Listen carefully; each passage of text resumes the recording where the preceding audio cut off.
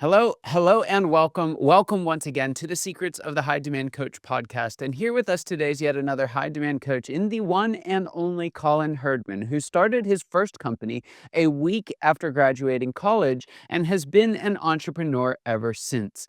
He's building businesses through Monkey Island Adventures, a company he co founded with two of his best friends.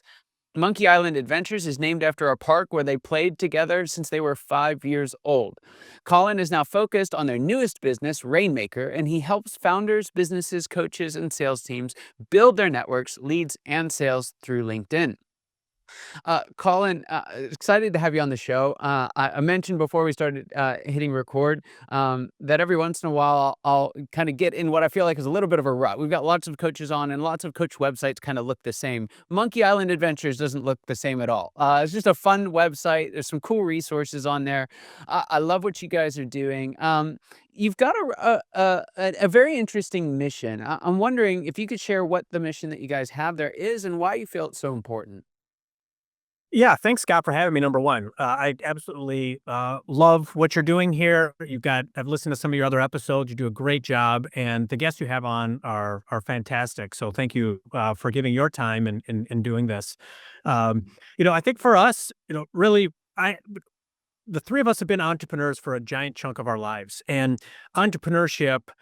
Is something that the world dearly, dearly needs. We need more entrepreneurs. We need more entrepreneurship. We need more people believing that they can be creative, use that innate creative ability that all humans have to build and add value, to society. And so, entrepreneurship, I think, really is the best vehicle in doing that.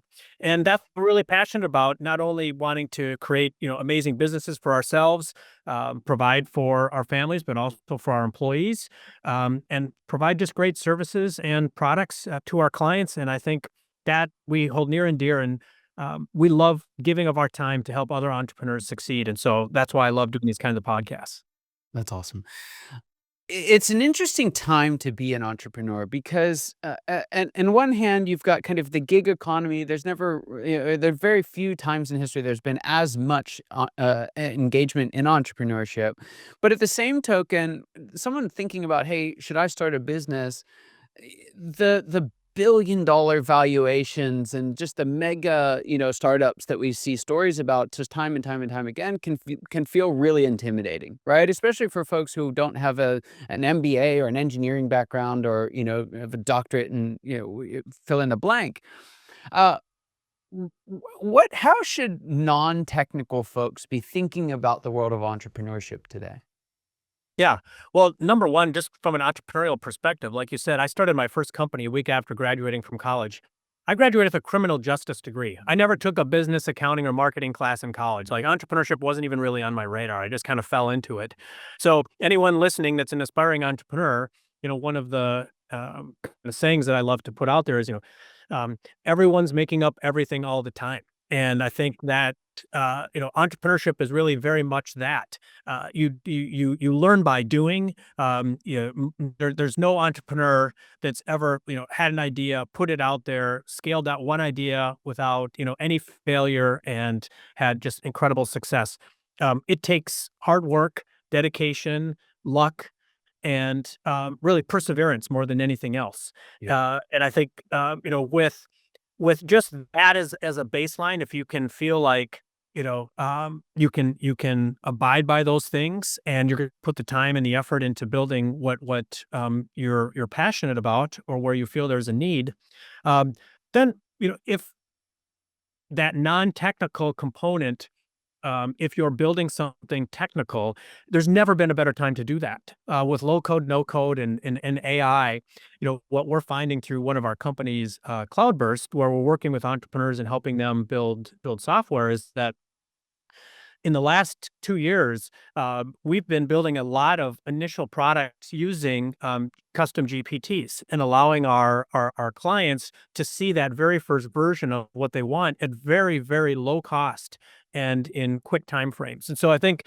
anyone that's listening that has any kind of a technical component to what they want to build, start researching low code, no code tools, start interacting with AI, start getting, kind of your toe dipped in the proverbial water around building something out.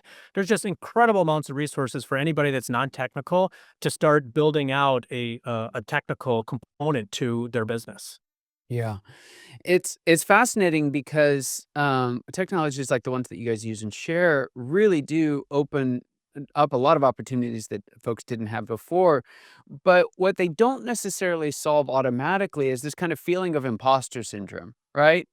It's like, even if you put it out to market, it's like, well, are they gonna think, if XYZ, fill in the blank. What fascinated me, one of your resources, you lay out a few prominent founders that don't really come from technical backgrounds. I'm wondering if you could share a couple of those stories with us, just so folks can see how common this actually is. Yeah, yeah, no, I mean, honestly, um, countless founders. When you look at a lot of the founding teams, you may have someone that's technical, but a lot of times you also need someone that has, sales, marketing, brand, a vision for the company. You look at, even some huge companies that have been founded. You look at, even like a HubSpot or something like that, right? Like there's founding teams that are able to build without having that technical requirement up front. And I think that's part of when you look even at Josh, Zach, and myself with Monkey Island Ventures, the software that we built over the years, we've always brought in technical talent to help us out, but that's become less and less a need now with these low code, no code tools. So I think, again, that kind of rise of the non-technical entrepreneur that we put out last year really is capitalizing on this change of technology for people to be able to start to leverage and start building out their own products and services using this kind of tech. Yeah. One of the things that is so cool about that, again, it's easier than ever to get a product out there, but getting a product out to market is a whole different animal. And so, let's say someone has done it. They've partnered up with a more technical partner, or they've leveraged some of the technologies that you're talking about now, and they've got that kind of minimum viable product. They've got something that they're ready to take to market, but they don't have a huge audience. They don't have a massive following, and a lot of folks will just sit there and are like, "Well, now what?" And so one of the projects you're working on now with Rainmaker is kind of a B2B focus on using LinkedIn. Tell us a little bit about why you think LinkedIn is such a great strategy and how you help folks use it.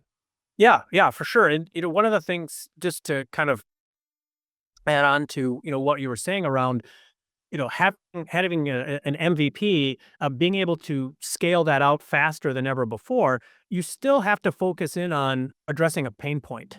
Okay, you Right. still have to. There still has to be something that you're solving for. Just because there's technology that allows you to build things fast doesn't replace the need for you to actually solve real problems. So one example that I did with Rainmaker, and Rainmaker, I'm essentially just kind of automating LinkedIn best practices and helping my clients scale their network leads and sales on LinkedIn.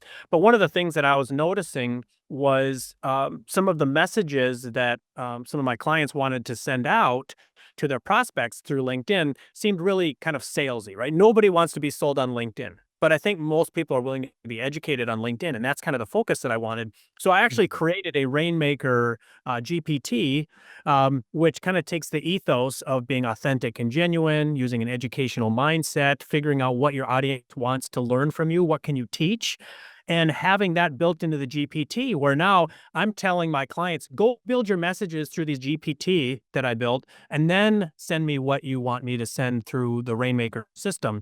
That's an example of creating a very discrete product that's solving a pain point for myself and my clients, in creating this GPT that's creating messages using the ethos of Rainmaker. So I think the people listening, again, start with something small, some type of a pain point that you're feeling or that you feel your prospects are feeling, build that out.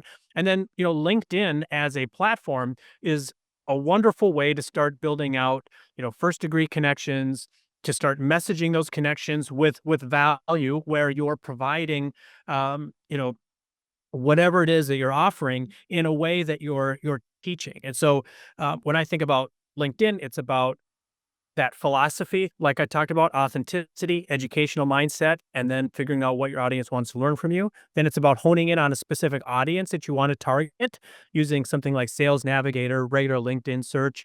One great LinkedIn growth hack is LinkedIn events. If one of your direct competitors is putting on a LinkedIn event, or if there's a organization putting on a LinkedIn event or on a topic your business solves for, attend that event and you can see everyone else that's also attending that event.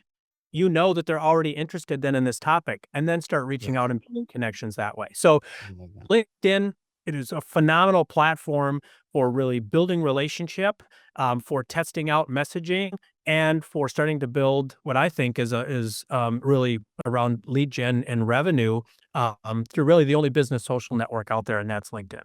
Yeah. And so just for folks that are listening today and being clear on it, when you're talking about LinkedIn, are you talking about, putting posts out and videos? How specifically have you found is it most effective to use the platform? Yeah. So I think putting out, 1 or 2 posts a week is fine. You don't need to do any more than that. If, Mhm. one of those posts is a business post and one is more of a personal post, and maybe you're calling out colleagues or other people in your industry, whatnot, that's fine. But what I'm more focused on with Rainmaker is actually a system where when we create the audience, we're reaching out to 25 people a day, Monday through Friday during normal working hours. So 125 people a week, 500 people a month. And then 1 to 3 days after they connect, we're sending out a thank you for connecting message. If they don't respond to that, then 7 to 14 days later, we're sending out another message, right? Or using LinkedIn live streams. I think LinkedIn live streams may be one of the best B2B strategies I've ever seen in my life. And it's a way Wow. for you to be able to teach on LinkedIn. It's a way for you to be able to invite people to come and learn from you, and you'll actually be able to see people start to click the attend button on events if you're targeting the right audience with the right topic. So Yeah. again, LinkedIn events, I think, is a phenomenal opportunity for people to take advantage of a business social network in a way that will literally fill your pipeline with leads and help you Yeah. generate sales. I love that. It's hands down the most effective strategy we've used on LinkedIn. And it's a lot of fun, right? Especially for entrepreneurs who are really passionate about what they do.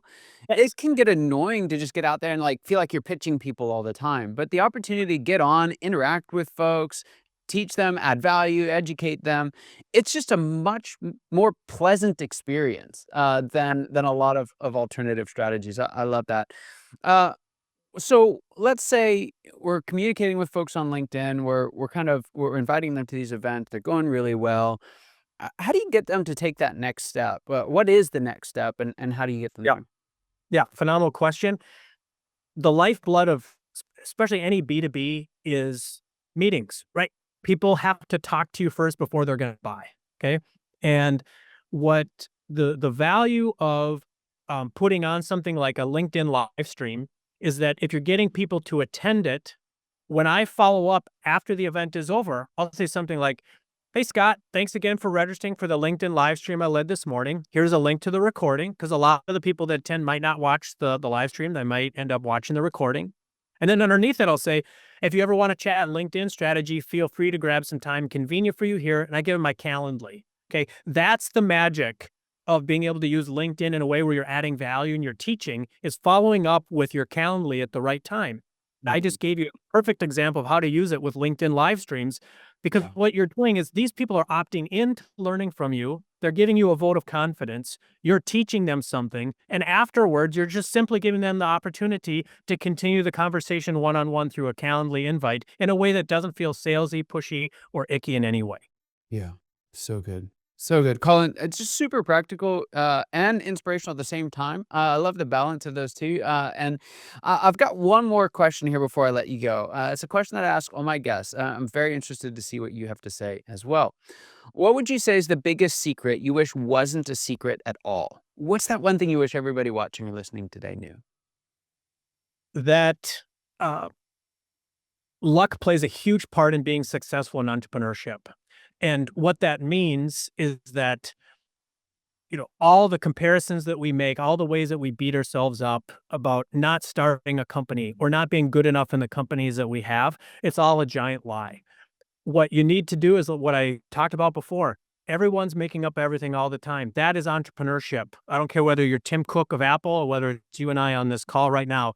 We're all doing the best job we can to create value, to change with the times, and that is really what a company is. It's a living, breathing entity. So all those aspiring entrepreneurs or existing entrepreneurs listening, um, Mm. that's the secret, is that it really is up to each of us to build out value and create these companies that the world needs. And anybody can do it. You just have to have that perseverance and drive. So good. So true. Colin, there's some folks listening and they're just falling in love with everything from your mission to how you're helping folks in such a practical way with LinkedIn right now. How can they find out more about you and the work that you guys do there at Rainmaker Grows? Yeah, so rainmakergrows.com is the site specifically for Rainmaker. There's a live stream portion of the site where they can literally get my entire process from beginning to end. If they hit the free consultation button, that'll book a Calendly with me directly. And if they're at all interested in what we're doing with Monkey Island Ventures, you can also go to monkeyislandventures.com, and that lists some of the other companies that we have there as well. Fantastic. Well, Colin, thanks for being on the show. It's a privilege, honor having you here with us today. Thank you from the world of entrepreneurship for all that you've done over all these years and all that you're yet to do. Really appreciate the work that you guys all do over there. It was fun to have you on the show. And for those of you watching and listening, you know your time and attention mean the world to us. I hope you got as much out of this conversation as I know I did, and I cannot wait to see you next time. Take care.